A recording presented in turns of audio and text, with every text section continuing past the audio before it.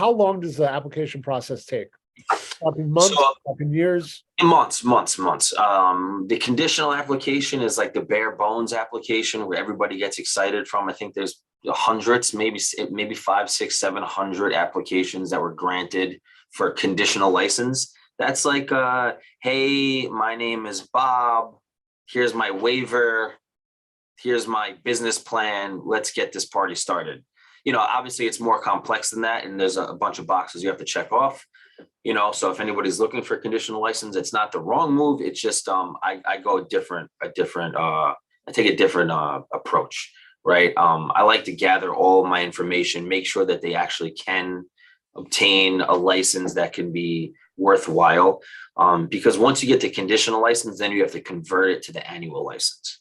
So you get online, you submit your conditional license, whether you're priority or not, you get the stamp of approval, and then you have 120 days to then convert that from conditional to annual.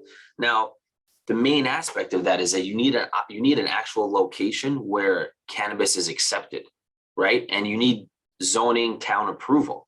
So, hey, here I found a building, I got the letter of intent from the landlord.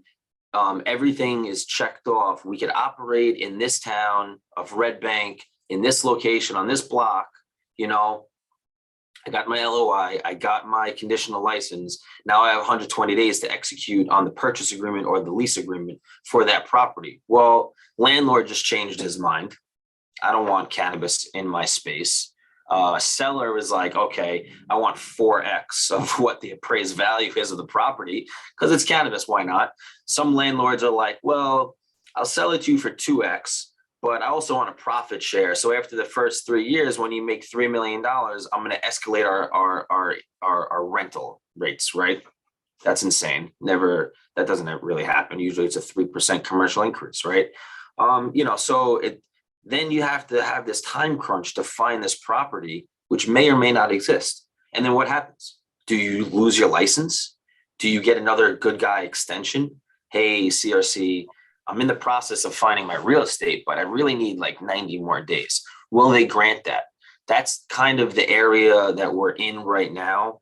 Or are we going to get further extensions? Are they going to make us pay another application fee, which could be $10,000, right? So do we want to do our due diligence and get all of our ducks in a row right now and submit for an annual license? That way, once you're stamped by the CRC, you're ready to rock and roll, open up the doors.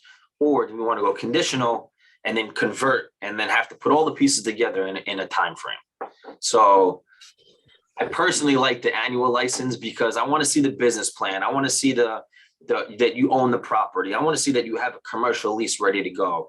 I want to see architectural plans that we're going to bulldoze this wall and building and we're going to build this up and it's going to comply with the CRC and the local municipality, because we have to get in front of the board and get town approval and zoning approval and mayor approval. And the chief of police has got to, be the first one online to buy cannabis. Whatever each municipality needs, you have to check those boxes prior to actual operation.